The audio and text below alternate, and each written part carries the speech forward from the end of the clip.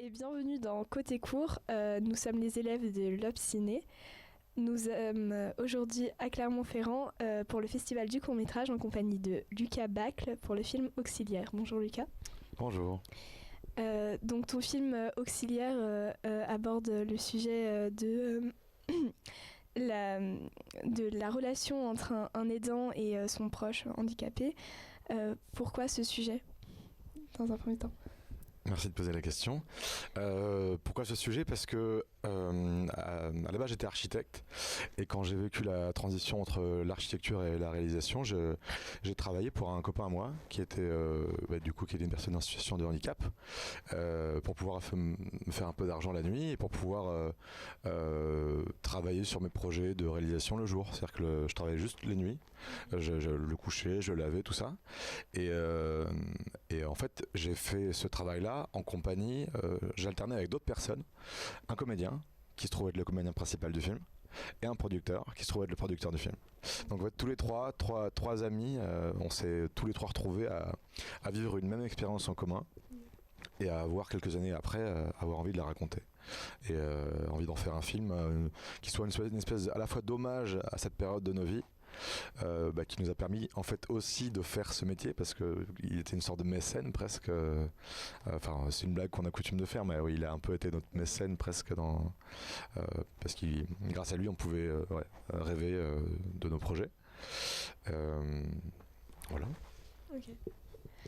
Et donc comment as-tu réussi à trouver justement le juste milieu entre équilibre je recommence. Comment tu as réussi à trouver le juste milieu entre l'intimité et la pudeur qui est présente dans ce film ? Quand par exemple Marco emmène Quentin se doucher aux toilettes. Intime, donc le milieu entre l'intimité et la pudeur, tu dis, entre la pudeur et le fait de montrer, peut-être c'est ça que tu veux dire. C'est ça. Comment montrer les choses sans que ce soit j'ai pas l'impression que c'est je pense qu'à partir du moment où la relation à partir du moment où on sent que dans la relation le handicap n'est pas un sujet, je pense qu'on peut tout montrer. À partir du moment où on fait rentrer le spectateur dans une histoire de deux potes qui vivent une intimité, je crois qu'il n'y a plus rien qu'on peut cacher. Mais je pense que par contre ça nécessite de raconter cette histoire, de comprendre leur relation d'amitié. J'espère que c'est ce que le film fait au début et qu'on comprend que cette relation ne date pas d'hier, qu'elle est profonde. Ah oui, c'est le cas. On se sent bien dans leur relation. Vraiment. Et il me semble qu'à partir de ce moment-là, on va filmer la nudité, filmer le corps n'est plus un problème. Parce qu'on sent que c'est même pas un sujet pour ni l'un ni l'autre en fait. C'est vrai. C'est normal. Moi, je me suis un peu intéressée au personnage de Fanny, du coup la sœur de Marco, et je me suis posé la question de est-ce que à travers ce personnage qui veut faire un peu sortir Marco de sa relation un peu avec Quentin, est-ce qu'il y a la volonté aussi de représenter le regard de la société sur les personnes aidantes et les personnes handicapées aussi? Alors c'est Marco c'est son diminutif, mais mais c'est plutôt Marc, mais les deux vont. Okay. Alors la question est de savoir si Fanny représente le regard de la société. Première fois qu'on pose cette question. Donc je l'ai pas préparé du coup. Les questions dures arrivent maintenant. Ok, parfait, super. Je pense que oui, dans le fond, c'est Fanny représente un peu l'espèce de pression sociale qui est pas inintéressante de pousser les gens dans leur assume, t'as une passion, assume-le quoi. Enfin genre tu peux pas rester dans cet entre-deux de faire un taf qui même si tu l'aimes bien, de faire un taf qui te fait bouffer mais qui n'était pas ta passion. Mais enfin pour moi c'est ça qui est un peu complexe, c'est que c'est à la fois une pression sociale et à la fois une pression sociale qui est pour le coup qui va pas t'empêcher de vivre tes rêves, qui est plutôt qui te pousse à le faire. Donc parce qu'il y a des pressions sociales qui sont nauséabondes et plutôt néfastes, qui t'empêchent justement d'exister, de croire en tes rêves. Là c'est plutôt l'inverse, donc je dirais que c'est à la fois pressurisant mais pour le coup bénéfique. Ok. Et pendant justement la projection qui a eu lieu en salle, les gens ils ont beaucoup ri. Donc comment avez-vous réussi à... Excusez-moi. Vous avez réussi à trouver un ton qui est celui de la vie normale. Comment vous avez réussi justement à trouver ce ton et le faire ressentir, exprimer dans le film? Ce ton de la vie normale? Oui, on se sent vraiment dans le film. On arrive vraiment à se mettre à la place des personnages. Comment j'ai fait ressentir ça? Je dirais c'est en racontant les petites choses aussi. Enfin, le film raconte une nuit standard que vit un auxiliaire de vie en s'occupant d'une personne qui l'emploie.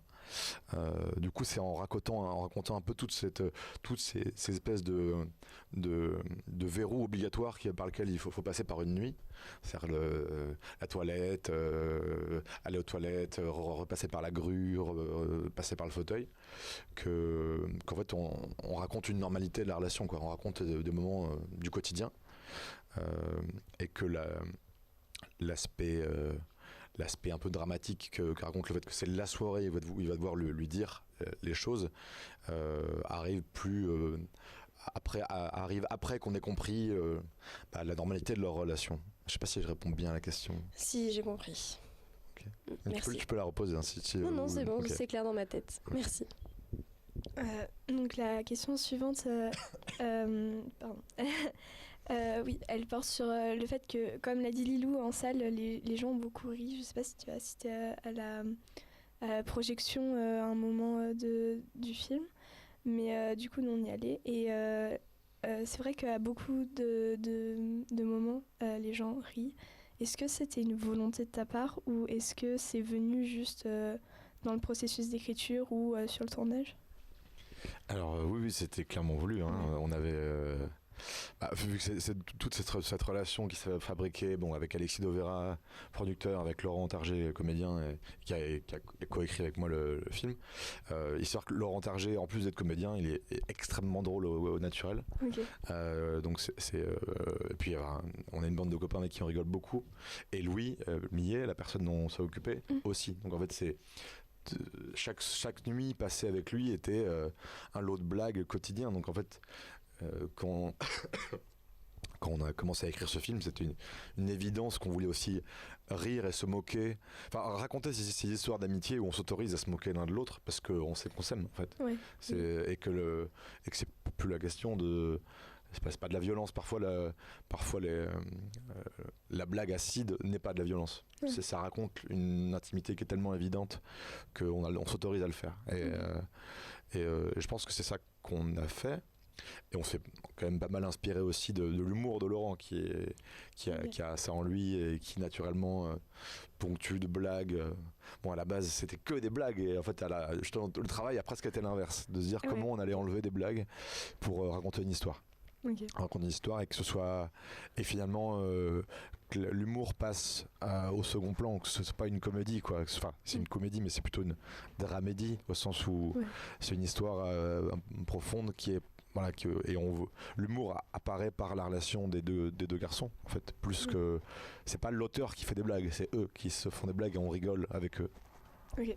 Et oui, j'ai assisté à la séance de samedi dernier où il y avait 1400 personnes et c'était très fort. Moi, vraiment, je pensais pas qu'on allait vivre un moment pareil. Il y a eu une ovation au moment du film et tout, donc c'était très fort.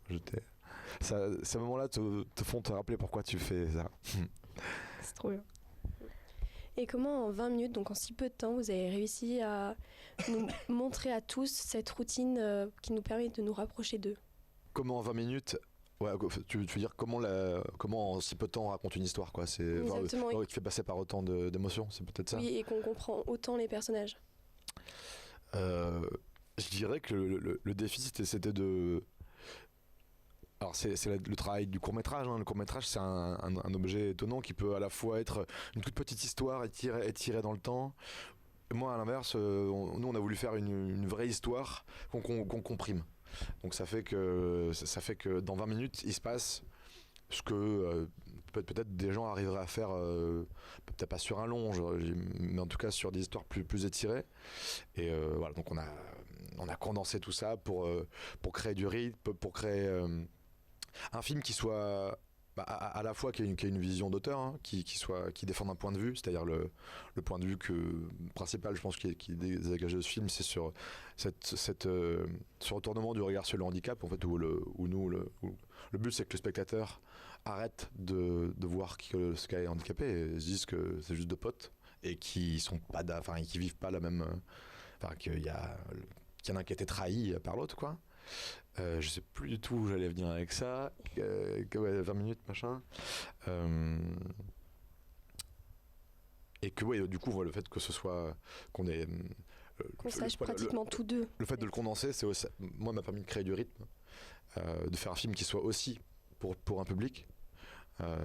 Parce que je trouve ça à une époque où j'étais architecte, j'ai mis de côté tout le populaire que j'avais en moi, toute cette envie de raconter des histoires à hauteur d'humain, et en fait en revenant vers le cinéma je suis revenu à ça, à assumer le petit humain, la petite humanité qu'on possède tous, et à la trouver belle en fait, et à s'autoriser à dire bah non, en fait on peut faire des histoires où on regarde les gens dans les yeux, on les regarde pas de loin, de manière condescendante, quoi. On est avec eux et on est à leur regard. Et il y avait pour ça, je sais pas, dans le film, il y a pas mal de scènes où par le cadrage, on questionne la place, la position d'un homme debout face à un homme assis, du placement du fauteuil. C'est parfois la personne qui est debout est hors champ par rapport à celui qui est dans le fauteuil roulant. Donc on essaie par le cadrage aussi de raconter ce truc où de fait on n'est pas au même niveau, mais de jouer sur ces trucs-là.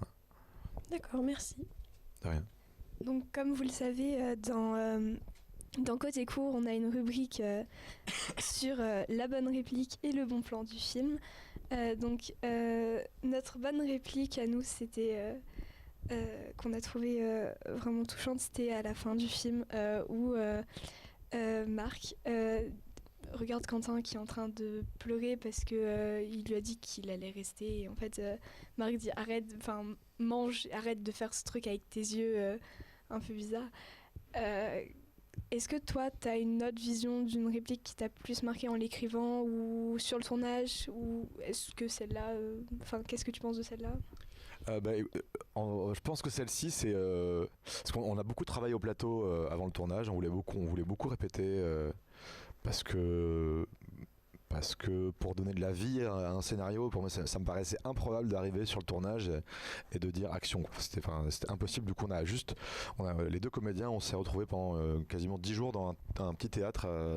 On était à Bordeaux pour le tournage et on a repris le scénario, retravaillé les scènes, et il y a des scènes dialoguées qui sont passées sous silence, et finalement, et du coup on a quand même tout réécrit, donc tous les dialogues étaient écrits et on a laissé quelques mini parts d'improvisation. Et cette phrase, c'est du Laurent Target tout craché, c'est de l'impro total à ce moment-là mais ça raconte aussi un peu ce qu'il ferait quasiment peut-être qu'il serait en colère si je disais ça, mais ce qu'il ferait quasiment normalement dans la vraie vie.